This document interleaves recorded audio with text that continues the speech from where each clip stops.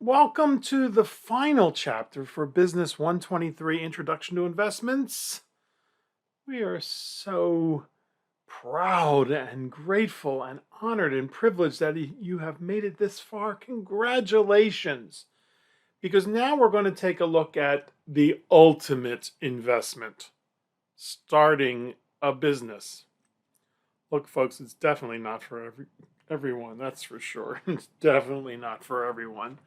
It is the most lucrative, potentially, investment, but it's also one of the most uh, riskiest and just exhausting and emotionally draining and financially draining and physically draining. So let's get started. On slide number 2. The most profitable investment anyone can make is starting a business. And it's also one of the most riskiest investments anyone can make. I'm sure you've heard the statistics. 50% of businesses fail in the first year.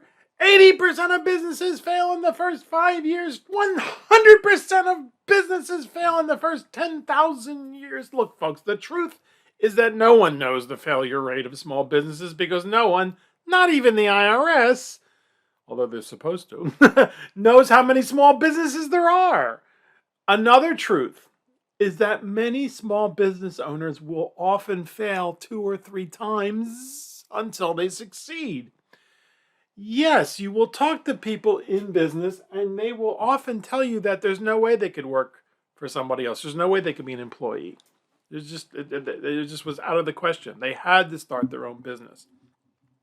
And the eerie, crazy thing is, it runs in families. Maybe it's something in the gene, or is it nurture or nature? We don't know.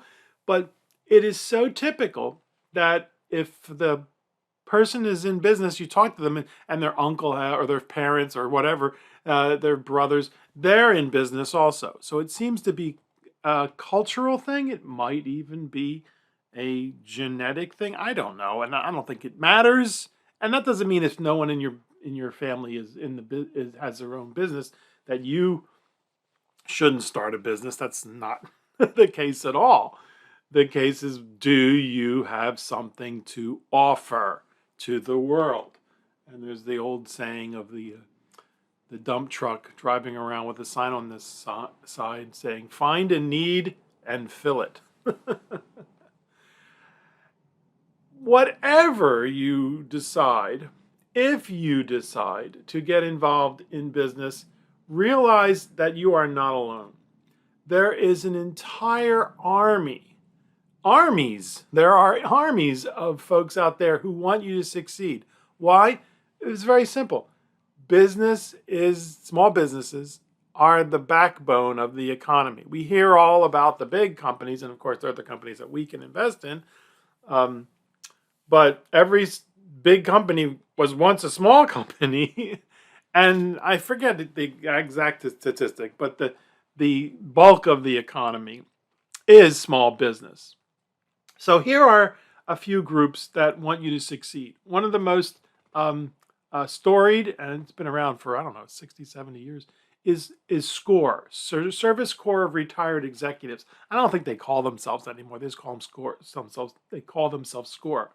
And these people are cool. I haven't been to one of their seminars in a long time, but I used to go often. And what they'll do is they'll try to scare you. They'll say, "Boo, you're going to fail, you're going to fail, you're going to fail." And then if you're still around after they do that, they say, "Okay, let's get to work." So check out their seminars and the like. Kiva is a peer-to-peer lending organization. So it will help you with the funds necessary to get started. Although it's more, as I noticed, it's more geared toward raising the funds. So they're actually, when you go to their website, they're more trying to get you to be one of the lenders. Accessity used to be Axion San Diego, which I was involved with a long time ago. Then they disappeared and they came back. Now it's called Accessity. Be careful. AxionSanDiego.com looks like a scam. So be careful which website you go to. And then at Southwestern's National City campus is a phenomenal resource. It's federal money, but it's run by local organizations, and we happen to be the South San Diego Small Business Development Center. There's a North San Diego also, I think, in Miracosta Community College. So check us out. And again, it's all, I used to go just because I used to love being around all these people who are interested in or are already in business, because it's just it's exciting. It's contagious, the excitement and the energy, just being around people who are doing it. And of course, some of them are going to fail and some of them are going to succeed, and you often learn from people who have learned the hard way. And then don't forget that Southwestern Community College has many resources available.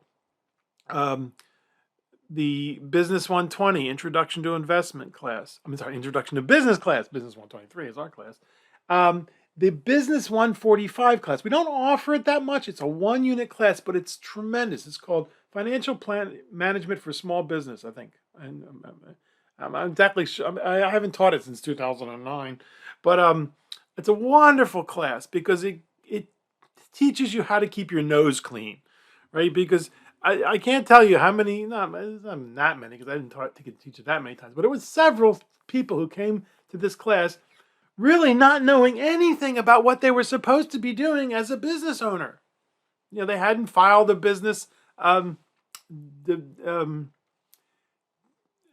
doing business as a DBA. They didn't file a DBA for the name of the business.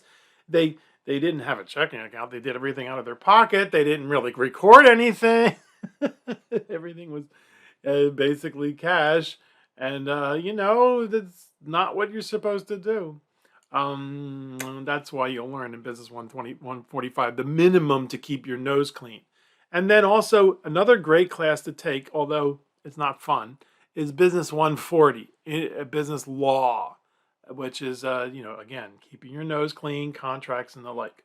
So don't go it alone. There are tremendous resources available to small business owners.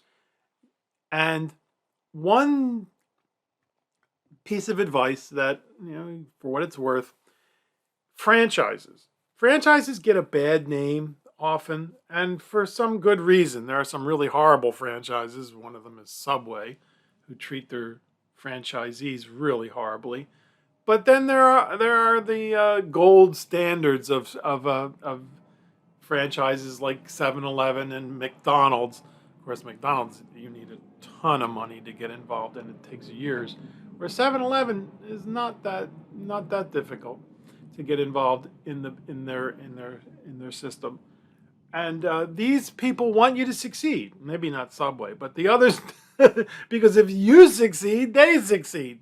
And it turns out that if you get involved in a franchise, you won't make as much money if you had done it all on your own.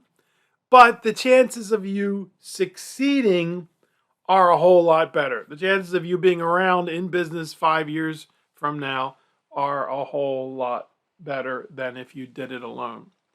Another way to get involved is to work for a company as a manager, work your way up as a manager with the idea. And you can tell them, tell them that you're interested in getting involved in this business. I eventually want to have my own coffee shop or my own restaurant or my own cleaning service or whatever.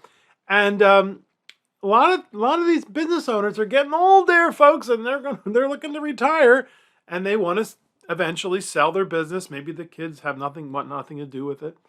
And so you could work your way into a business that way. This is especially true of insurance companies and brokerage firms and the like, because there's an awful lot of insurance agents and brokers and not so much in the banking system, but in the mortgage brokers, again, that's a whole other world. But eventually they're going to want to either pass it on to their kids, who might not want anything to do with it, or sell it to somebody like you. So you learn the ropes, learn what it's like to open up a florist shop. There's a wonderful example of a woman who loved flowers, and all she wanted to do eventually was to start a flower shop, and she spent her whole life savings Turned out she couldn't be around flowers 8 hours, 12 hours a day. She was allergic to them.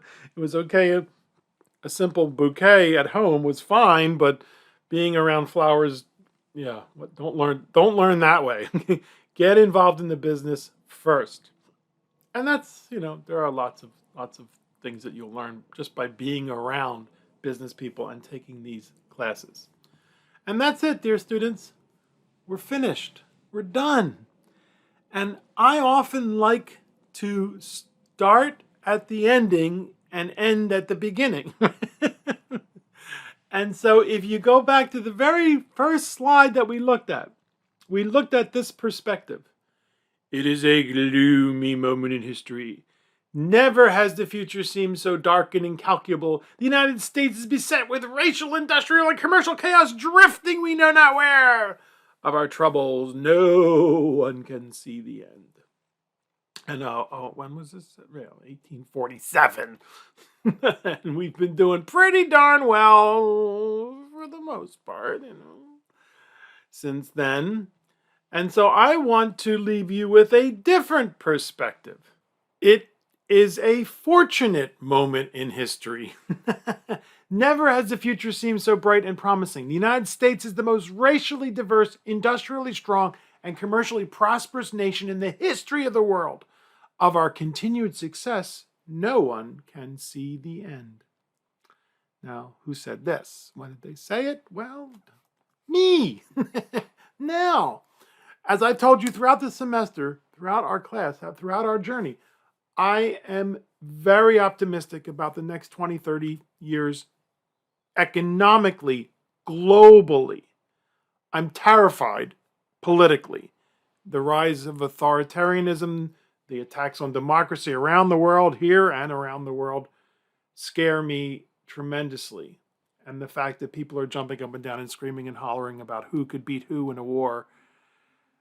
Okay. World War III, nobody wins. Unless you're in Tierra del Fuego or Tasmania and you know how to raise goats and grow sorghum. But that's a depressing thought. Let's talk about the optimistic things that are happening. The global economy is still, in fits and starts, expanding. Millions, tens of millions, hundreds of millions of people around the world are coming out of abject poverty and for the first time have clean water and food and clothing and shelter and cell phones and diapers and toothpaste. And I think that's a great thing, right? Asia is exploding and so is Africa, and their middle classes are rising. So I'm very, very optimistic. If we don't blow ourselves up, die in our own waste, and huge earthquake, a meteorite, tsunami, disco returning. So it's up to you, dear students, the younger generation. We are giving you the reins. You have tools that we could not have possibly imagined except in sci-fi movies. And it's your turn. Be awesome. We want to thank you so much for being in our class. We wish you the best of luck and success. Please stay in touch. Consider joining our chat group. It's on the links on the website. And if you have enjoyed what you've learned, if you think it's been useful, please consider creating a review on ratemyprofessors.com. I would be most grateful. I am very proud of the comments there, and I work hard to earn them.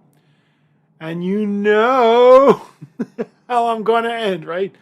No matter what you do in life, don't give up, never give up. Thank you so much for being in our class. You are awesome.